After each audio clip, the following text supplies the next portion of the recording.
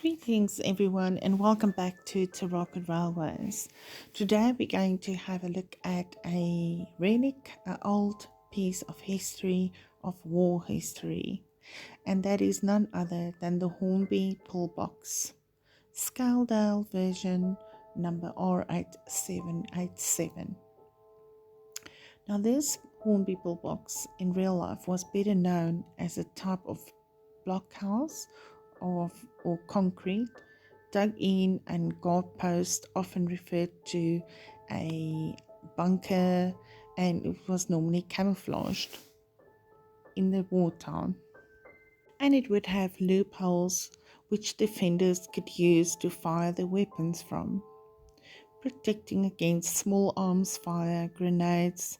They normally would also dig a trench or bunker style.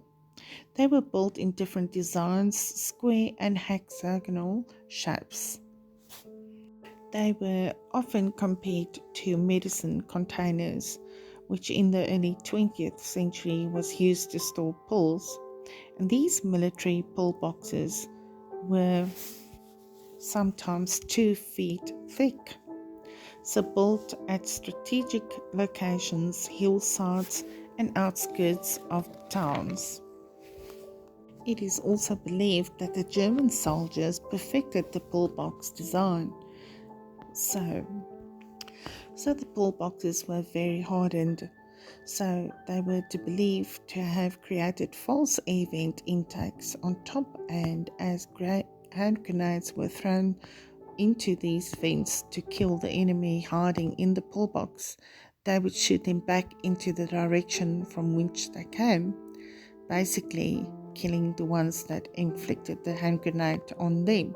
So in war, basically nobody is a friend and no one is safe. So some of these war military pillboxes, most of them still standing today, they can sometimes be found on the outskirts of towns and outside of London, and some of them still have window frames, steel window frames and steel doors. Now it's also believed that this pillbox was also used in World War II, and that was the Type 24. So hexagonal design, over 1,700 were built in the United Kingdom. With the withdrawal of the soldiers at Dunkirk in May 1940, left Britain with a very weak defence system. And in case things changed for the worst, German war brigade marauded through Europe and Britain very well in its sights. So Britain designed their own channel war defence called stop blocks. Soldiers and supplies were also moved upriver and through man-made channels of water, and these were positioned about 200 meters from each other during the war. So generally just alongside a river, or normally at the back on more trenches and barbed wires, and nearby roads there were also roadblocks, heavily armed armory and trucks. Inside the pillboxes, soldiers would have fantastic field of vision.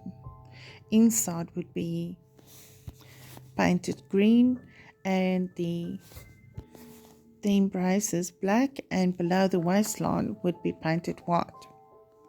Well, I can only say that the soldiers were very brave to live out their days not knowing what will happen next, or what to expect next. They are truly amazing relics of the war, some still overgrown with trees and not far from farms hidden today.